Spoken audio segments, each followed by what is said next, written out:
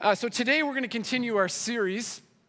It's a rated PG series, God and Sexuality. And PG because this topic requires parental guidance. Really, as parents, it is a big responsibility that we have to mentor our kids, teach our kids in all things, including the area of sexuality. So it is...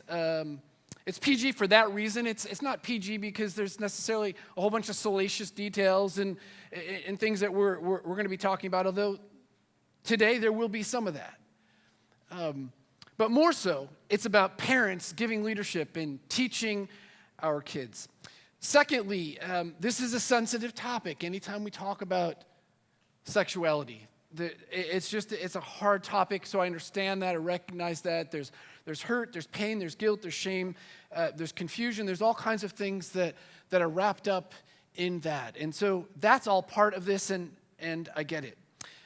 Why we're talking about this is because culture is discipling us. Culture is teaching us. Culture is presenting an idea about sexuality, and they're offering it to us every day. This is Pride Month, and that's why we're having this conversation during this month, right? Because culture continues to teach us every day throughout this month about the LGBTQ plus community. And there's an idea, there's a philosophy, there's a truth that is being communicated to us. And we're being, as a culture, being told, this is the way that things are. So we're engaging this. We're engaging our culture. We're engaging where they're at. The first week, we tackled the issue of relativism in sexuality. And relativism just simply is the idea that your truth is your truth and my truth is my truth, and you can pick and choose whatever your truth is.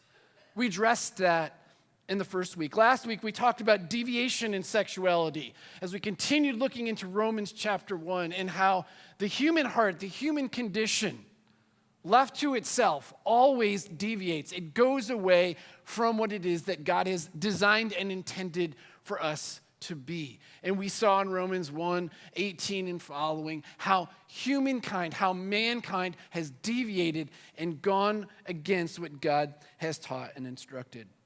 Today we're digging into the topic of identity and sexuality. Identity and sexuality. And to get us started, I have an image here and a quote from a Time magazine article from September of 2016. And here's an image of, next slide, please. Here's an image of Evan Hempel. And you say, Evan Hempel looks like he is breastfeeding a baby, and that's correct. That at age 19, this woman transitioned to the man Evan. The author of this article, writing in Time magazine, is Jessie. Jessie is the sister of currently Evan, who at 19 transitioned from being a woman to being a man. Now, there's an interesting quote that Jessie places in the midst of her article as she's explaining this new family, this new dynamic of her sister becoming a man who then has a baby and has established a new kind of American family. And again, this was 2016, 6 years ago. Right? But the statement that I find interesting in the article was this. She says, what if, and this is a question, what if you are born a female? What if you're born into a female body, but you know that you're a man, you know that you're a male, and you still want to participate in the traditional role of being a woman, then what kind of man are you? Now, this is a serious conversation, one of identity that our culture is engaged in and is talking about and is aggressively promoting. This is a very normal, natural outgrowth of typical human sexuality. I don't have a ton of time to dig into this quote, but I'm just going to say one brief thing because this message is probably going to be a little long. There's so much information to work through here today. But just one quick thing. I highlighted female and man and woman and man, right? I highlighted those two genders. And what I think is significant about this quote and that we need to pay attention to is that there is a changing of definitions, right? So what if you're born a female? What if you're born into a female body? So it's like, who's a female? right? And you know that you're a man. Well, how does a female be a man? And how does a man be a female?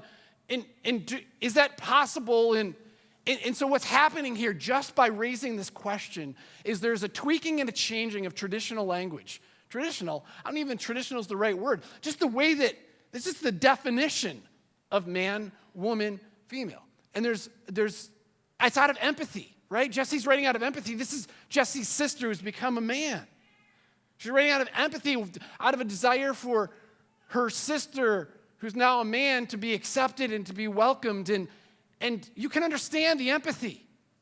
But just being empathetic doesn't mean that it's right to change things. But that's what's happening by the language. I'm just pointing that out. But it raises this question, right? It raises this question within our culture. What is identity? What is our sexual identity? What is our gender identity? Back in 2012, Paul Williams was serving as a pastor, church planting pastor.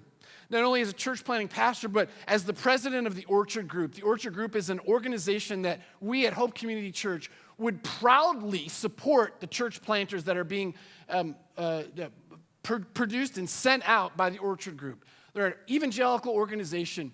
Paul was the president of the Orchard Group in 2012, and sometime in the middle of 2012, and in his early 60s, he came to his wife and said, I'm going to transition from living as a man to living as a woman.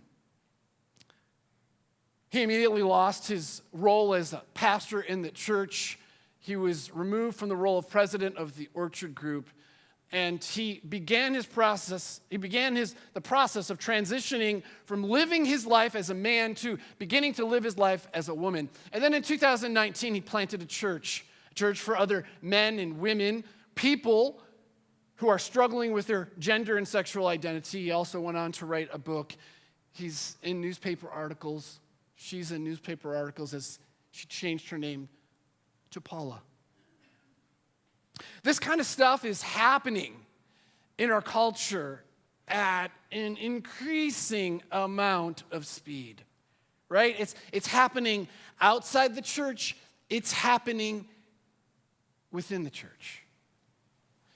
This is Pride Month, and with Pride Month, we hear a lot about LGBTQ+. L, lesbian, right? L, B, bisexual, LBGG, gay, LBGTT, transsexual, LBGTQ, queer, plus. The plus stands for the 70 plus other ways to identify yourself sexually or to identify your gender. Done some research this past couple of weeks in digging into this topic, and I've been hearing more and more over the past couple of years, as I'm sure you have too, about gender and gender identity and the multiple ways in which a person can identify themselves. According to Medical News Today, there's over 27 different terms to identify yourself, your gender, or your sexuality. I've listed, I don't even know how to say these different ways, and they're arranged alphabetically on their website. And this is just the A's: alloromantic, allosexual, androsexual, aromantic, asexual, autoromantic, autosexual, and there's a definition and a description for each one of these. And the list goes on and on. Some websites, healthline.org, lists some 68 different terms to help parents in navigating this conversation with their teens. The CDC, yes, our CDC has produced some definitions, put it out there on Healthy Youth website, the CDC Healthy Youth website, and under an article titled Sexual and Gender Identity. And here's the ways in which the CDC is helping us as a culture to understand identity. Biological sex is the first language that is described. That's an individual's biological sex as male or female or something else. Interesting. right? Or something else. Sex is assigned at birth and associated with the physical attributes such as anatomy and chromosomes. So this is the typical definition of what you and I would understand, what most people would understand of being male or being female. Your chromosomes and the way that your body looks dictates or communicates or informs you of your sex. Sexual orientation. This is a person's sexual and emotional attraction. This is how I look at people and how I'm sexually attracted to them. Gender, that's just simply cultural roles. So there's a big conversation, right, about what makes a man, what makes a woman. Culture dictates that under this definition. Culture shapes the roles of men, the way that men behave, the roles of women, the ways that women behave. And so your gender is simply that which you identify with based upon the way that you've been cultured. Gender expression. How an individual chooses to present their gender. How I'm demonstrating my gender to everybody else around me. And then lastly, this term gender identity. It's an individual's sense of their self as a man or as a woman or as something in between. To continue kind of helping to inform our culture, educational systems, especially public school systems, have created this craft.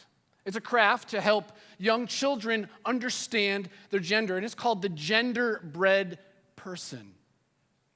The gender-bred person teaches young children, beginning in kindergarten, that gender is something that's in the brain, that sexual attraction is something, that's in the heart. This is how they feel towards, this is their romantic attraction towards somebody. Their biological sex is in the pelvis, it's the genitalia.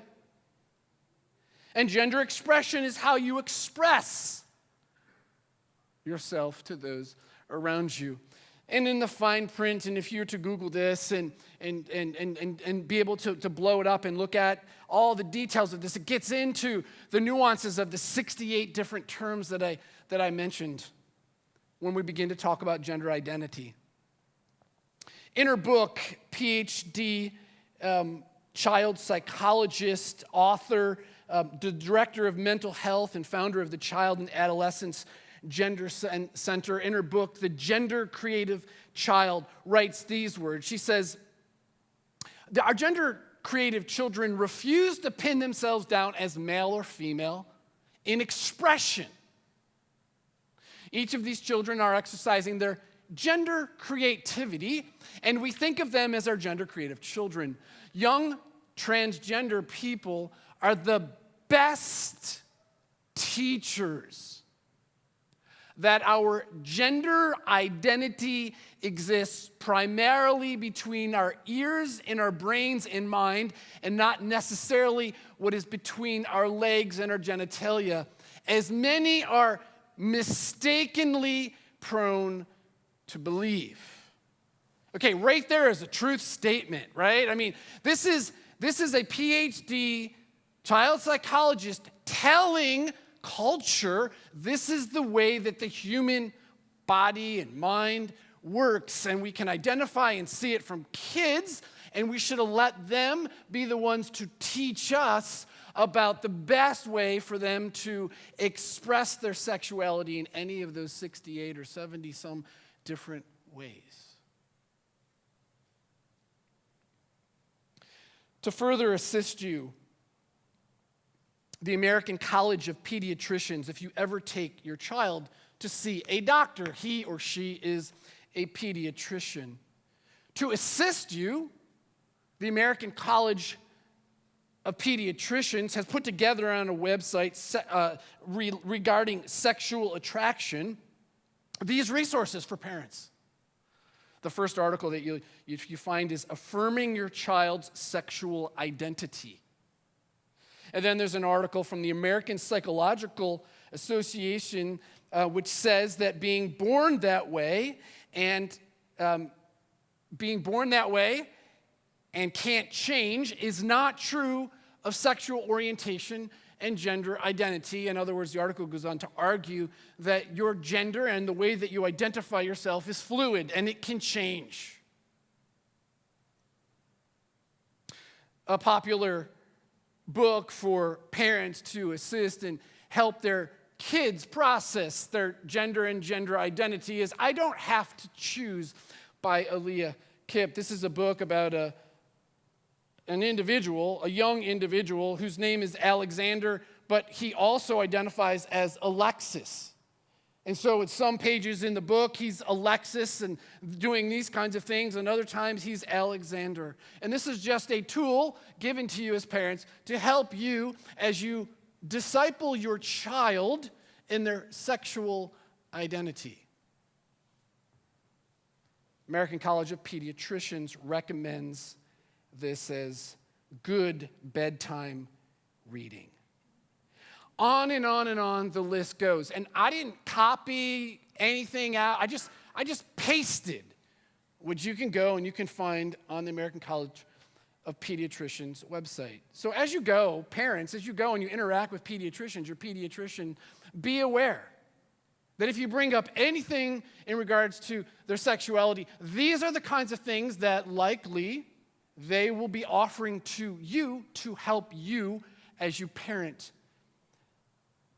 your children. So this is where our culture is. And there's so much more, right? These are just like a few snippets of examples to just kind of put it out there to help us to engage a little bit, just in a small way, of where culture is. These are the ideas and the rationale that are being put forward by the medical community, by psychological experts and articulate PhDs. These men and these women run our institutions of higher learning. They're teachers all over the place. They lead the CDC. They lead the American College of Pediatrics. I mean, so obviously, right? I mean, if these are the experts, obviously they have the truth. They're the experts. These are the experts in our country. And this is what they're telling us is the truth about gender identity and sexuality. And it's not just like maybe this is the truth or this could be the truth or let's talk about this or, this might be a confusing and difficult topic for us to engage and to talk about. No. This is the truth. Not only are these experts the ones who are telling this, but now we have corporations, right? Huge corporations who are also affirming these ideals as they're selling their business products to us. Many of us are probably wearing labels and brands of companies that embrace and communicate and attempt to teach that these ideas are the truth about human sexuality and gender identity. I'm just going to simply ask this question. Is it true? Is it true? Is what all these experts are telling us the truth? Is it possible that they might have missed something?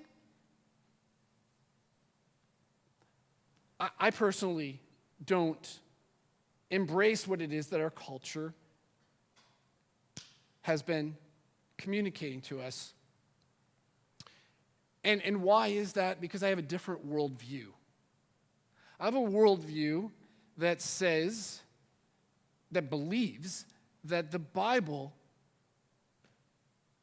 is authoritative, that the Bible communicates the truth. This morning I was reading through 1 Corinthians. I just have this habit of reading through Scripture, and this morning I was reading 1 Corinthians before anybody was awake. I was eating my bowl of cereal, and I was struck in 1 Corinthians 15 as the Apostle Paul argues. And the Apostle Paul, for anybody who wonders, There is not an atheist, there is not a PhD, anybody who disagrees that there is a guy by the name of Paul who lived. There is so much documentation to support there really is a person named Paul who really lived. And nobody questions whether he wrote 1 Corinthians. I was reading 1 Corinthians this morning. So all people agree there's a guy named Paul. All people agree that he really wrote 1 Corinthians. And as I was reading 1 Corinthians this morning, I was struck by Paul saying, and this is my experience. And what I'm passing on to you is the truth. It just shook me in my core to just go, this guy is saying Jesus Christ really lived. He really died. He really rose from the dead. And I personally had an experience with him, and he transformed and changed my life. It's incredibly powerful.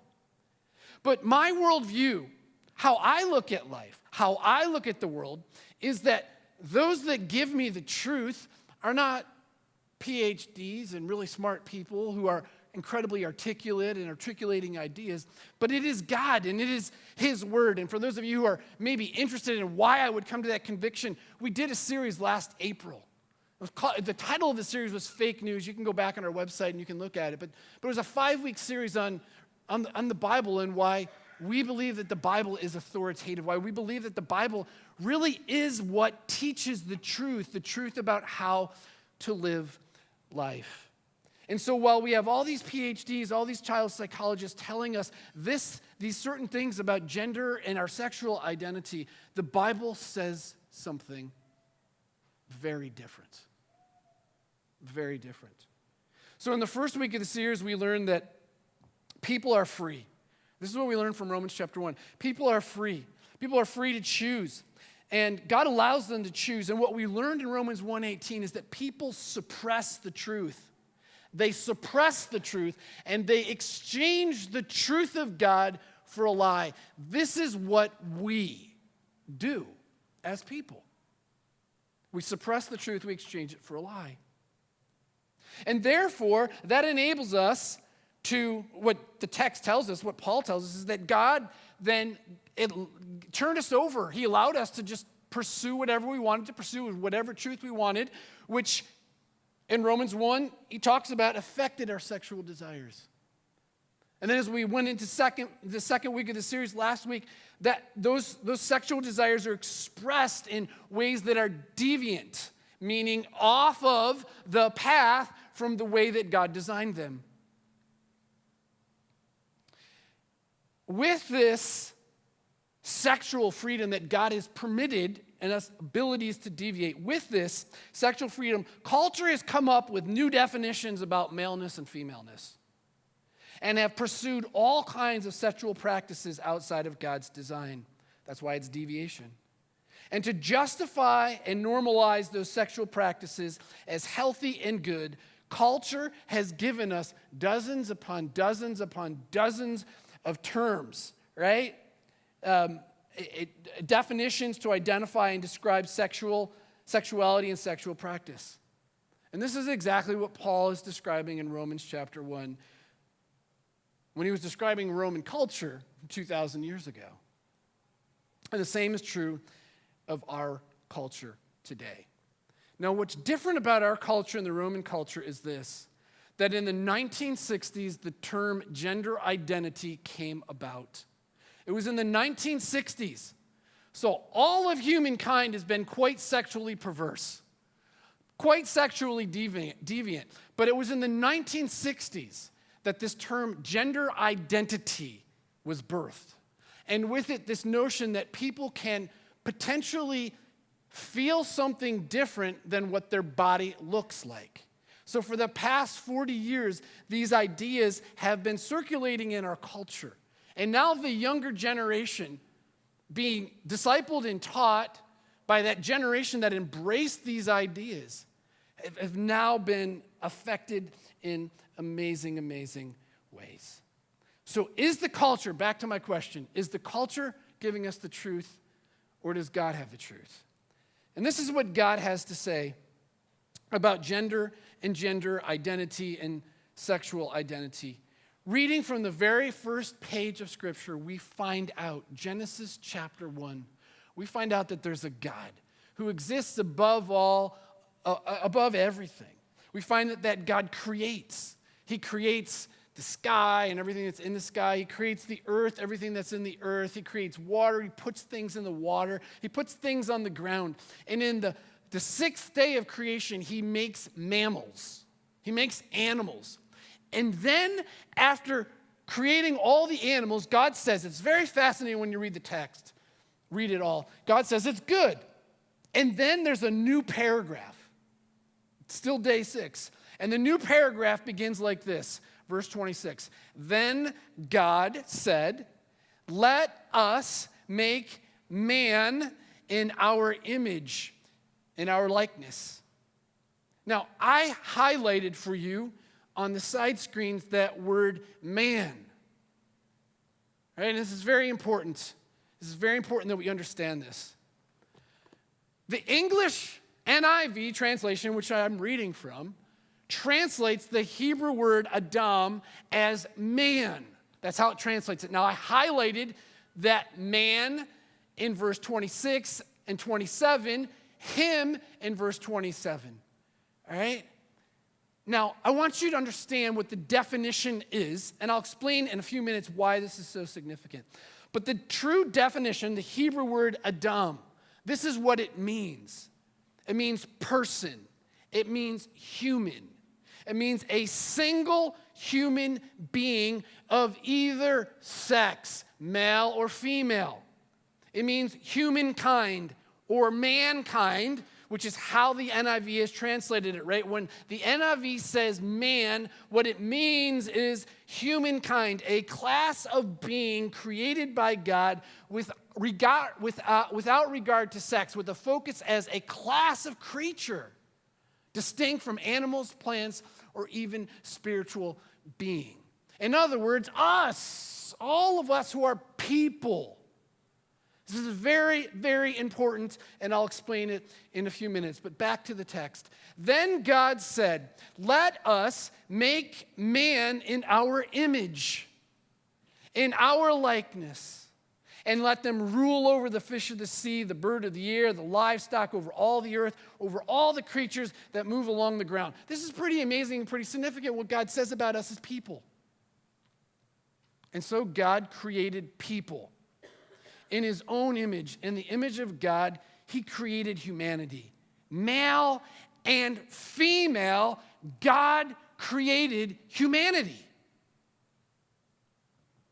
Then jumping over to chapter 2, which gets into a more complete description of how it is that the man came about and how the woman came about.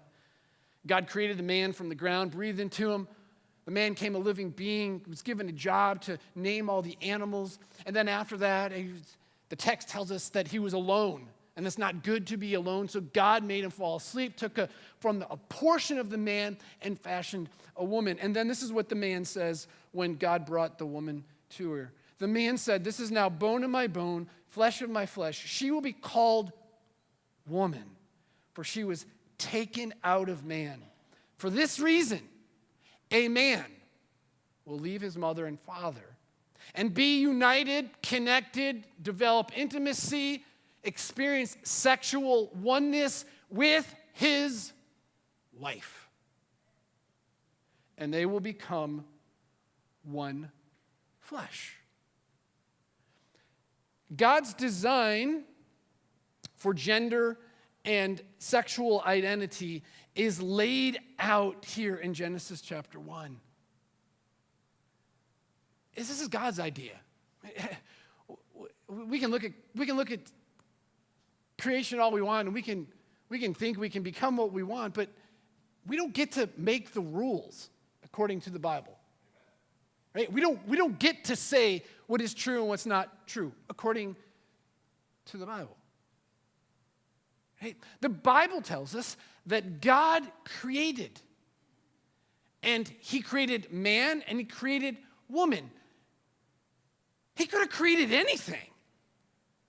But the Bible tells us that God, in the beginning, created people. He created mankind, humanity, people, and he created them male and female. Gender and sexual identity are by God's design. God designed people this way. He designed people as male, and he designed people as female. Male and female. Male and female. 1, 2. 2, 1. 1, 2. Female, male, male, female. That's it. That's how God created people. That's what the Bible says. 2 genders. 2 biological sex. Male and female. And if you don't like it, get mad at God. He's the one who designed it, right? He made it. People, I mean, companies make all kinds of things, right? They have machines that are designed to do certain things. And those machines, they do what they're designed to do. You go to Giant, you check out, the man or the woman behind the cash register is doing whatever with that machine. That machine was designed to calculate somehow, right? And that's what it does. Every single time it goes in there, that machine cannot be used to make a chair. I mean, it only can read labels and scan prices and tell us the cost, right? It was designed to do that. No matter what the machine may want to do, no matter how the machine may feel it wants to express itself, it doesn't matter. It can't. It was designed to do one thing because the designer made it to be that way. And there's a designer. There's a God who is authoritative, who's overall, who designed humanity to be man and to be woman. Now, secondly, gender and sexual identity, this is really powerful. They reflect the image of God. This is a beautiful thing. This is a glorious thing. This is an amazing picture, demonstration, reflection of God.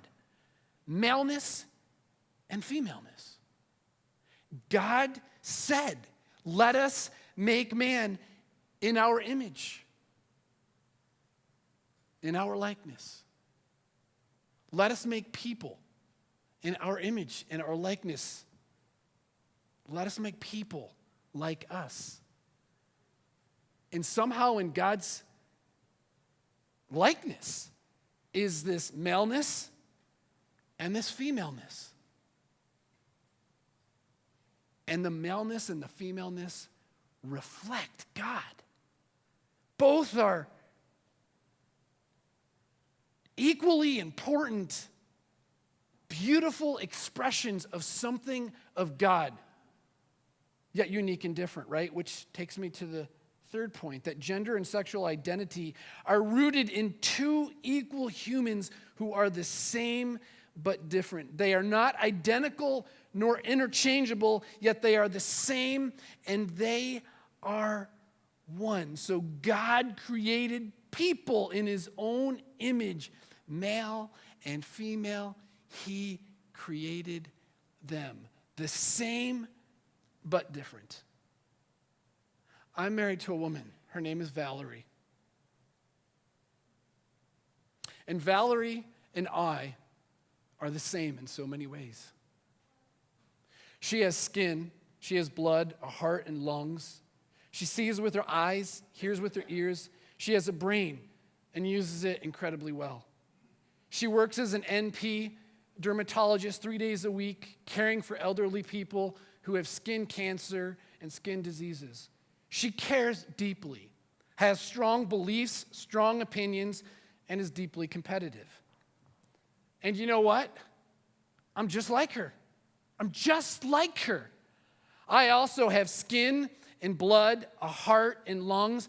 I see through my eyes. I hear with my ears. I have a brain and sometimes use it halfway decently, but she's got the higher GPA, the smartest one in the family. I also have a job where I care for people. I don't care for their skin, but for their souls and for their hearts and for their minds. I have strong beliefs and strong opinions, and I'm quite competitive as well. She might be a little bit more. We are the same in so many ways. We are equal, we are identical, we are alike, we are the same. And yet we're very different. Oh, we are very, very, very different. The same, but different. We are equal, but not the same. And this is where the rub comes in. You see, because how do you define male and how do you define female, right? They're both equal in God, in that God created them, right? God created us, male and female. He created us like himself. We're the same in that. And yet we're different because there's male and there's female. And then this is the deal, right? How do you define maleness and how you define femaleness? And this is where it gets really complicated. What makes a male a male? What makes a female a female? And what else makes it really complicated is sin. And one of the things that makes a man versus a woman is that men typically are bigger and stronger. They can hit harder. They can run faster. They weigh more. They can do things differently.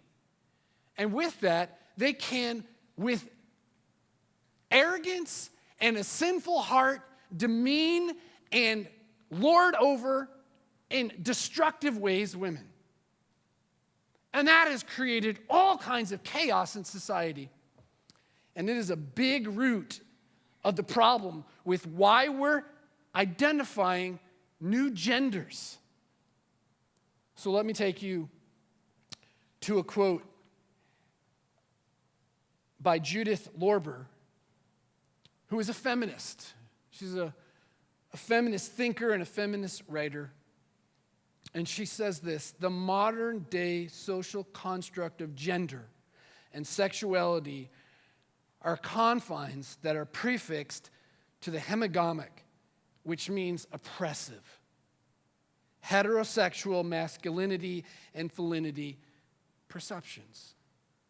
In other words, we have a society of people who are not equals because we have a society of people who believe in maleness and femaleness. And because we believe in maleness and femaleness, we have males who dominate and lord over and mistreat women. They abuse them and do terrible things to them. Therefore, what we need to do is get rid of maleness and femaleness. Listen to what she then writes. When we no longer ask at birth, boy or girl, in order to start gendering an infant, when the information is as irrelevant as the color of a child's eye, only then will men and women be socially interchangeable and really equal.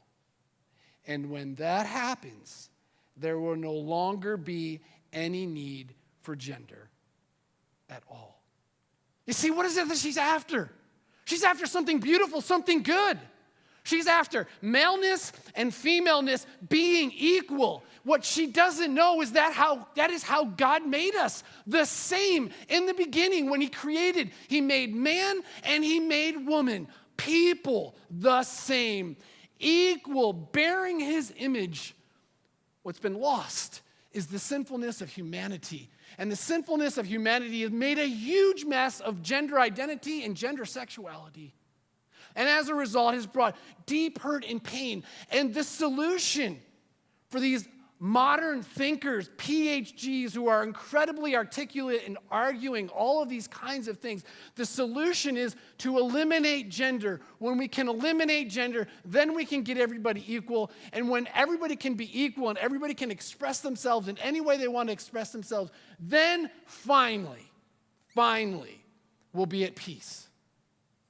And that is what culture is arguing and teaching us. So how should we respond to this? Couple quick points. Number one, how do we respond to culture's belief about gender and sexual identity? First of all, I want you to know Hope Community Church has a published statement. You can pick up a copy out in the lobby. Hope Community Church and the Evangelical Free Church of America, with whom we are partners. We're an evangelical free church. Both of us, we disagree with the cultural narrative about gender and sexual identity. And we unashamedly, yet gracefully, make that conviction public. We unashamedly, yet gracefully, make our position public. We disagree with what culture is saying. We say that what culture is saying is destructive. It's not beneficial. It's harmful. It's not helpful. I list for you a couple of websites where you can go to the Free Church. You can just Google it if you want, and you will quickly find that information. I'm going to read to you just a couple of sentences from our position statement, which you can pick up out in the lobby. Given our best understanding of the Bible is seen in our scriptural synopsis of human sexuality, Hope Community Church is dedicated to affirming the honor, dignity, and value of the two sexes as created in God's image, intentionally male and female, each bringing unique and complementary qualities to sexuality and relationships. We affirm God's design for sexual expression between one man and one woman in the context of lifelong marital covenant. That is what we believe is the truth about the way that people should live their life. Secondly, not only understand what Hope's position is, and even secondly, we should be bold in our beliefs with grace and truth, and you should too. You should be bold, and you should enter conversations with coworkers, with neighbors, with family members, and in grace, with humility and kindness and empathy, engage in conversation rooted in the truth as taught us in God's Word. I had lunch this past week over at Sal's and sat there with a person who is in a significant position in the company in which they work. They have really quite a unique opportunity to influence corporate culture. This person, in some ways, can be a mouthpiece to the president of a company that's over 80,000 people in every slice it, all across the globe. And as I listened to this individual talk about, and we got engaged in this conversation of LGBTQ+ and things that are going on in culture, and how companies are going in this direction, expressing these things. And the individual said to me, I don't know what I would do if the president came to me and said, we're posting on our website, blah, blah, blah, blah, these affirming ideas. Queen Esther sat in a position, and for such a time as this, said, it doesn't matter if my head is cut off, for such a time as this, I will be bold, I will do what is right, I will stand for what is true. And I just simply said, maybe God has you in this position for that reason. We live in America, and today I can comfortably stand here and preach this message. If I was in Canada, they may be sending police and I may be put in jail at the end of this. But we live in America, and so I can. And you live in America, so you still can. And I encourage you, be bold. Engage in those conversations. I have to skip this part. I'll add it next week. Personally, the third point of application, personify the conversation. Guys, worship team, why don't you guys come on up? Personify the conversation. And here's what I mean by this. Personify the conversation. Personalize it. The truth is this. You and I know people. We have family members who are struggling with their sexual identity. You know people who have transitioned in their gender. You know people who are pursuing same-sex marriages. You You know individuals, this is part of our culture today. There's somebody on Facebook I read this past week, my wife alerted me to it. The pastor who married us, his son just came out as gay. Big, long thing, he posted it. Beautiful little post on Facebook. I empathize with Andrew, but I don't agree with Andrew. But I empathize with him. I know him. I have a very good friend who used to serve in pastoral ministry, no longer serves in pastoral ministry, same-sex attraction. I have a niece who goes by the name of Kat because she struggles with, is she a woman? Would she rather be a man? She's a beautiful person who's learning to figure out that her identity is rooted in Jesus Christ and pursuing a relationship with him. I can talk about probably over a dozen young people that I have served as their pastor at some time in their life who are struggling with LGBTQ+. You know, I know, we know people. This conversation, I'm just tiny little bits here, right? As we engage those we know and we love, we must engage them in truth, but in grace. A couple of helpful books that I have found to be incredibly helpful to me. Rosaria Butterfield, former professor, lesbian, completely transformed, amazing, amazing, powerful story, amazing insights in both of her works. Wesley Hill, professor, single, never married, same-sex attracted, argues for celibacy in life, teaches in a seminary, profound writer, says many great things that can be incredibly helpful as you navigate these conversations with family and friends. The last thing I'll say is this, that Genesis chapter 3, into the garden came a snake. And that snake said to the man and to the woman, that tree, you know, that God says you can't eat, it sure is pleasurable, isn't it? It's pleasing to the eye. And the text tells us desirable for wisdom. And the man and the woman disobeyed God. God didn't tell them why. They disobeyed God, and sin entered the world. And their distrust of God is what created it. And the same is true of us today. We just distrust God. It just becomes a lot easier to listen to the PhD voices and to the culture around us that is saying, go ahead, pursue whatever it is that you want in your sexual desires. Why? Because we distrust, because we don't believe that what God says in his word is the truth. It's a mistake. It's a mistake. Believe God. Worship team, lead us. Would you please stand and worship with us?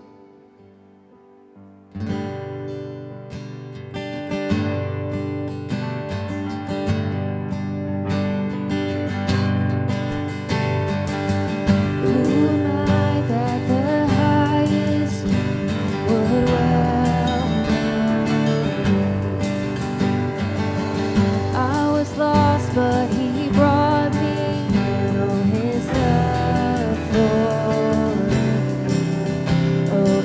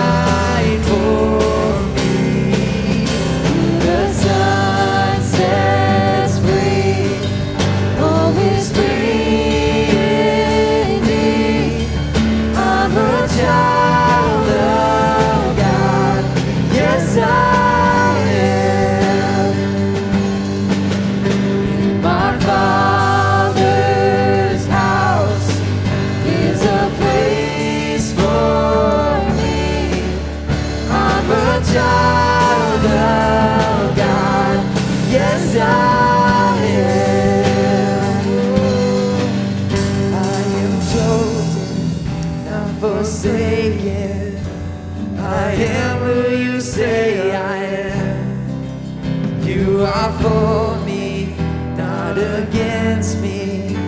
I am who you say I am. I am chosen, not forsaken. I am who you say I am. You are for me, not against me. I am who you say I am. Oh, I am who you say I am. The sun sets free. Oh, it's free indeed. I'm a child of God. Yes, I am.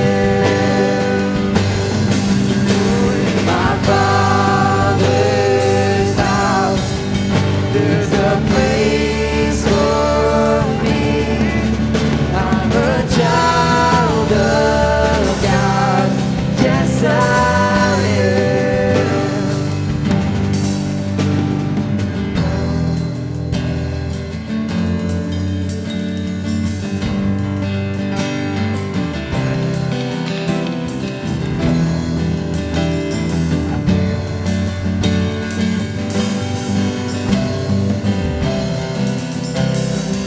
Chosen, not forsaken. I am who you say I am.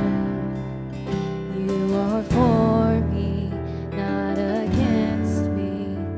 I am who you say I am.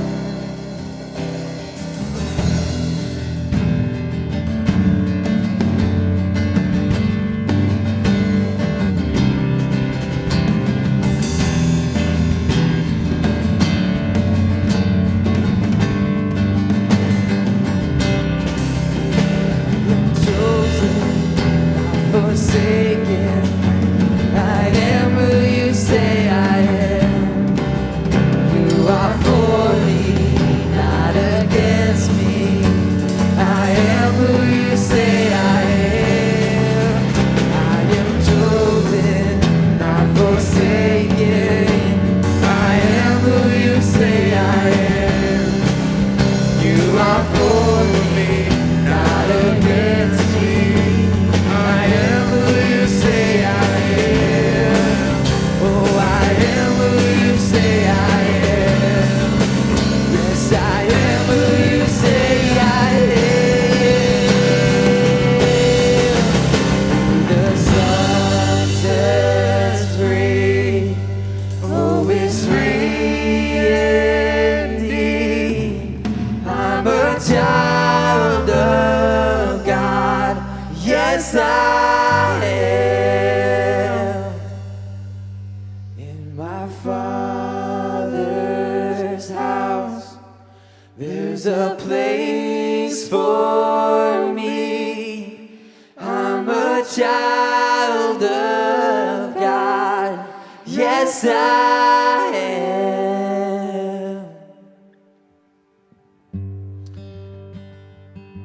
If you're interested in any of the information, it's always posted on the church website. Underneath the teaching tab, you can always find all the PowerPoints. They're always made available to you for all of our sermons, so they're there for you. I know this is a hard and challenging topic. I barely said anything. There's so much more to dig into. I'd be willing to engage you in more conversation. If you have questions, send them my way. I'd love to hear that. But Hope Community Church, be grace-filled. Engage our culture. This is important. It's complicated. It's not easy. But let's live like Jesus. I think people will learn to follow him because they see that the way that we behave and act is beautiful. Go and have a great week. Happy Father's Day.